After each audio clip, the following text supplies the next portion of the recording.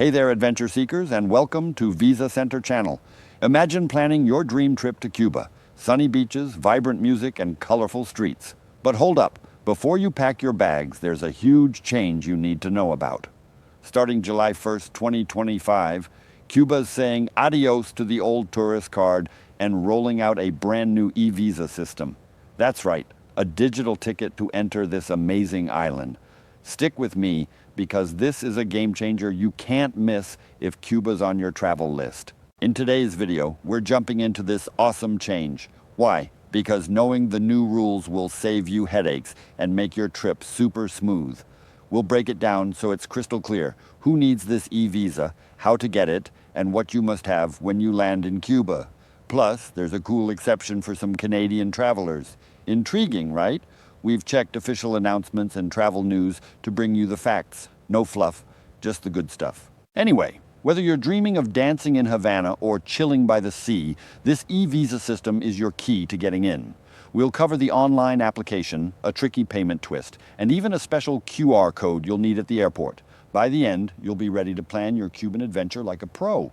So, grab a snack, get comfy, and let's explore how to make your Cuba trip epic with these new rules. Ready? Let's jump in.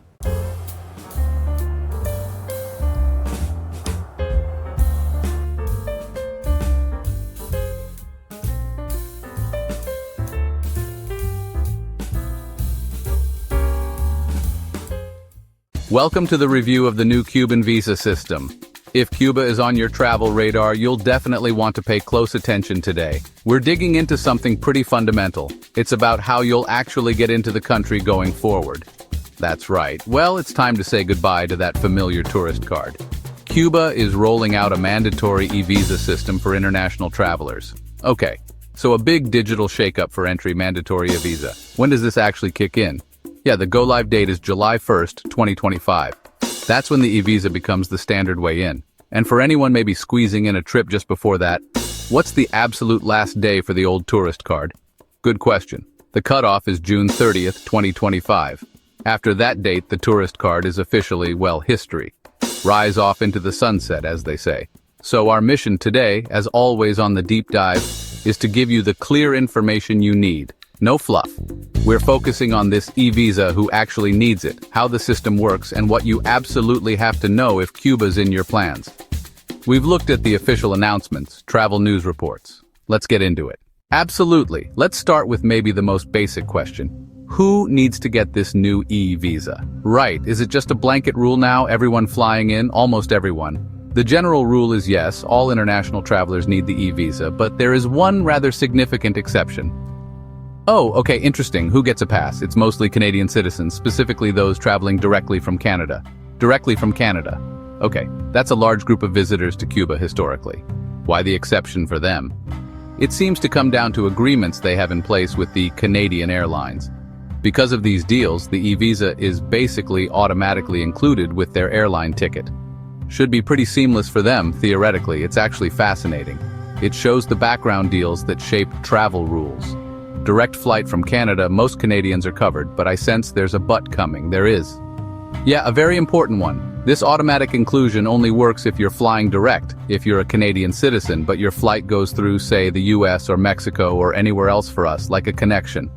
Exactly, if you're transiting through a third country, then you do need to apply for the e-visa beforehand.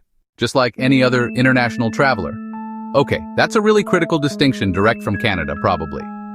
Okay, any other route, even for Canadians, get the e-visa. So let's talk about the e-visa system itself. You said it's online, correct? The application is entirely online. You use the official portal, which is called e-visa Cuba. The whole idea is paperless. No mailing documents, no mandatory consulate visits, just for the application itself, right? Trying to modernize things. Yeah, it seems like a move to align with, how a lot of countries handle visas now. Digital systems could make things smoother in the long run, maybe. But it does mean more pre-planning and well-needing internet access. Makes sense. Sounds more convenient, at least the application part.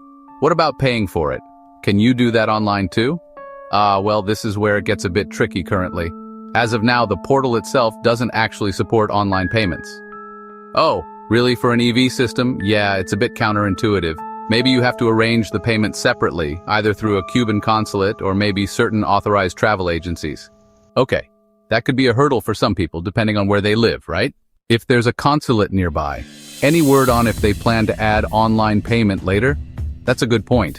It definitely adds an extra step. And no, the information available right now doesn't say anything about future online payment options.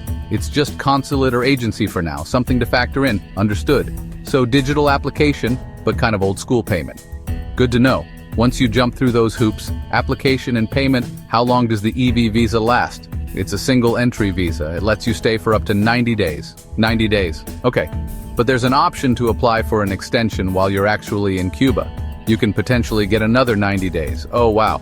So up to potentially 180 days total, that's right. A potential total of around 6 months. That's a good chunk of time, okay?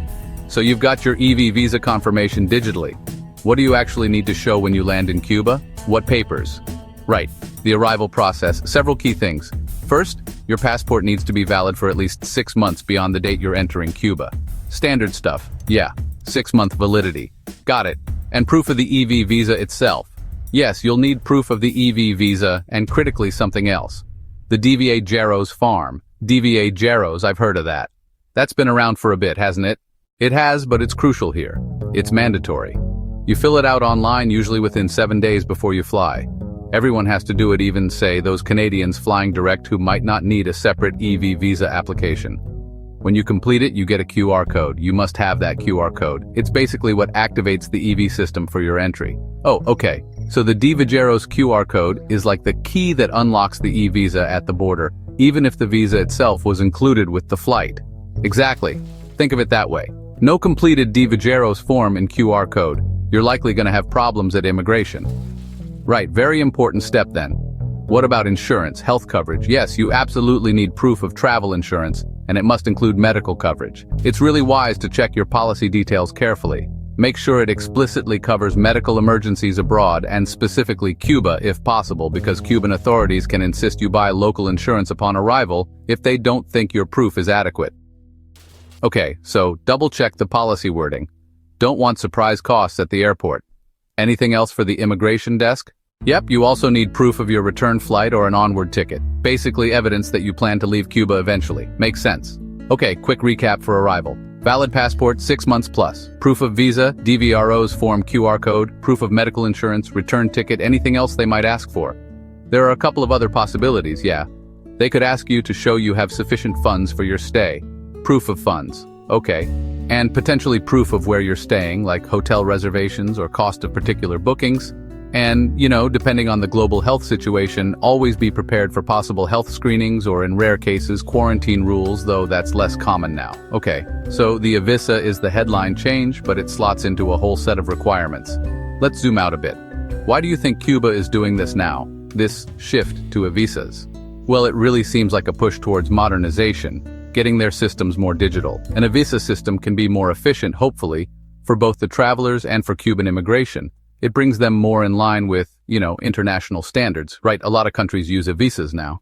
We've also seen reports that Cuban tourism officials sound pretty optimistic about the upcoming winter season. Does this e-visa fit into that? It likely does. They probably hope a more quote-unquote modern system might attract more visitors, or at least make the process seem less daunting.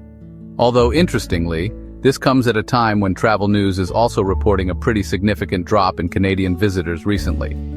Oh really? How significant? The estimates I saw mentioned were around 30% down. 30%? Wow, that's quite a drop. Canada is usually a huge market for them. Any idea why? Well, the report suggests it's likely a mix of factors, but a big one seems to be rising competition from other Caribbean spots. Travelers just have so many choices now for sun destinations, that's true. The Caribbean is very competitive. Any specific examples of that competition heating up? Yeah, definitely. Air Canada, for instance, has been adding a lot of capacity elsewhere. They've announced new direct flights from Canada to places like Huatulco in Mexico, Martinique, Montego Bay in Jamaica, the Bahamas, for Canadians looking for warmth. Exactly, and it's not just new routes. They're also increasing the number of flights on existing popular routes. Like the Jamaica Tourist Board mentioned, they expect Air Canada's capacity to Jamaica to jump by something like 23%, including new direct flights to Montego Bay from Halifax and Ottawa, which weren't direct before. Okay, so Cuba's launching this new system, but at the same time, airlines are really pushing other Caribbean destinations hard, especially to Canadians. That seems to be the landscape. Yes, they're trying to modernize their entry, maybe hoping that helps, but they're definitely facing stiff competition for those tourist dollars. Right, okay, let's bring this back home for our listeners. What are the absolute key takeaways if you're thinking about a Cuba trip? The main thing is, if you plan to travel on or after July 1st, 2025, you absolutely must get familiar with this new visa system. Unless you fall into that very specific category, Canadian citizen flying directly from Canada, you will need this visa, period. And even for those Canadians flying direct, it probably makes sense to just double-check with the airline, right? Confirm it's definitely included, avoid any nasty surprises. Absolutely. Always best to confirm. And for everyone else, check the official Visa Cuba portal for the latest info. Remember that current payment issue plan, how you'll pay via a consulate or agency. And please don't forget that DVSRS form. Fill it out online within that 7-day window before you fly. Get that QR code. It's non-negotiable, so for most people planning a Cuba trip from mid-2025 onwards, it means adding a couple more digital steps to your pre-travel checklist. That's basically it. Being prepared and informed is really your best bet for a smooth trip under the new rules. Alright, let's wrap up this deep dive. The big takeaway. Cuba is moving to a mandatory visa system for most international travelers, effective July 1st, 2025. And it's really crucial for you, the listener, to understand how this applies specifically to you, your nationality, your flight route. Remember the Canadian direct flight exception and the transit route. And finally, maybe something to think about after listening. With Cuba going digital like this and facing all this increased competition we talked about, how might this actually change the experience of traveling to Cuba in the next few years? And, are other destinations watching this? Might we see more countries tweaking their entry rules in similar ways as everything keeps moving online? Just a little food for thought. Definitely things to ponder. Thanks for joining us. Put like and subscribe to our channel to be in line with all visa news.